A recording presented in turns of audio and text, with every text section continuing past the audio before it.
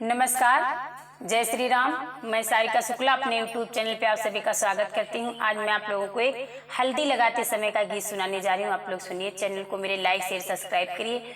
और भैया एक मेरा नया चैनल है सारिका शुक्ला भजन, आप लोग उसको भी सब्सक्राइब करें और उसका भी वीडियो देखें और कमेंट में बताएं मेरा गीत आप लोगों को कैसा लगा। आज मैं आप लोगों को हल्दी गीत सुनाने जा रही हूँ।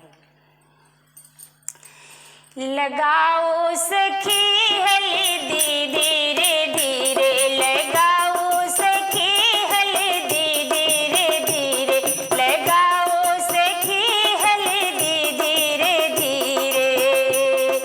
पापा जी हल्दी ले आए जाके, पापा जी हल्दी ले आए जाके, मम्मी ने पीसा चंदन मिला के, मम्मी ने पीसा चंदन मिला